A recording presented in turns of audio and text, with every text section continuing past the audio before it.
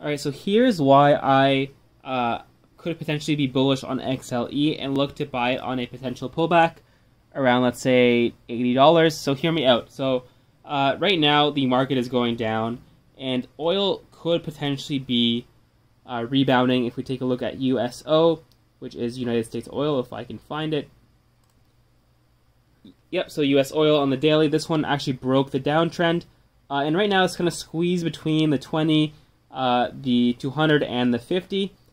And with markets going down and inflation again kind of in a bubble, energy has gone down relative to the highs of this year, obviously at 130, and then we reached this peak at 120. Who's to say that we don't get another spike toward maybe 110, 112, and who knows what will develop over the upcoming few days, few weeks, few months. We could potentially be seeing elevated oil prices for the foreseeable future.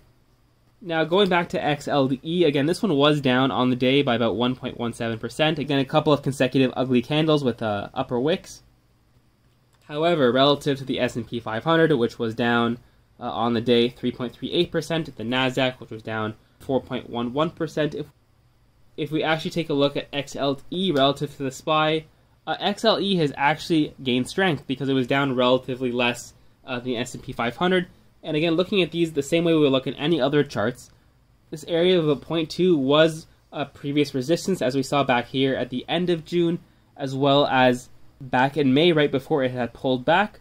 So we're seeing a little bit of strength into this 0.2, 0.21 area. And if we do see continued strength, we could see the upwards of 0.21, 0.22, and even taking a look at XLE relative to the price of US oil.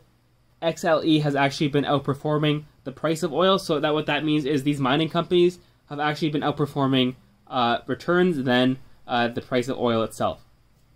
And when you look at USO relative to the SPY, similar idea, bouncing right off that 200 simple moving day average, and over here this 50 exponential, this green line, if we do surpass this 0.19, closer to 0.2, again, we see a lot more strength in the price of oil relative to the S&P 500, which would then in turn make the drilling companies go up even more and see XLE going even higher. So let me know your comments below. What are your thoughts on US oil and XLE? What's your plan? Let me know in the comments below, and I'll see you in the next one.